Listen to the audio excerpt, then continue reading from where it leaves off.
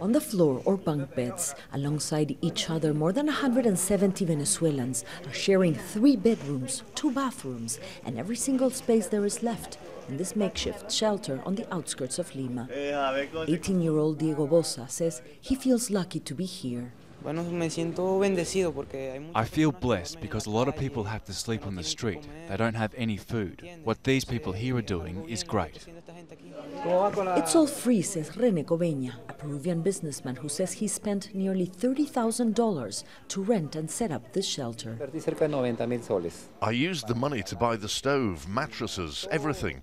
I was about to buy a car, but decided to invest it here because in exchange you get happiness. In a few months, COBENA says nearly 2,000 Venezuelans who learned of the shelter through social media have come and gone.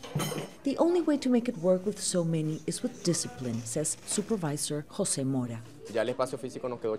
The space is already too small. It's a challenge because people keep on coming, and our motto is to never say no. We open our doors to anyone.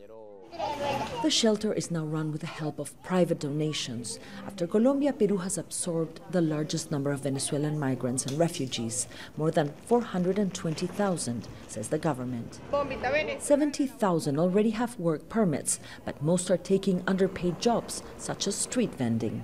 For many Venezuelans, starting a new life here has been much more difficult than they imagined. So a few have taken up President Nicolas Maduro's offer to be flown back home for free. Nearly 200 Venezuelans have been airlifted. Venezuelan President Maduro suggested Venezuelans were living and working in slave-like conditions.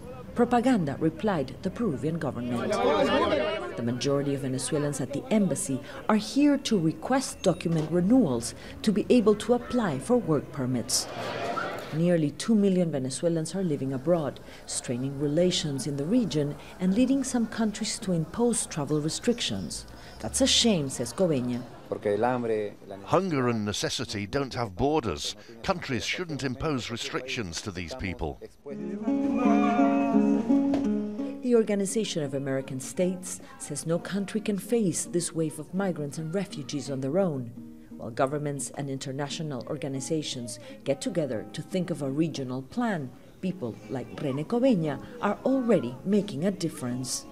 Mariana Sanchez, Al Jazeera, Lima, Peru.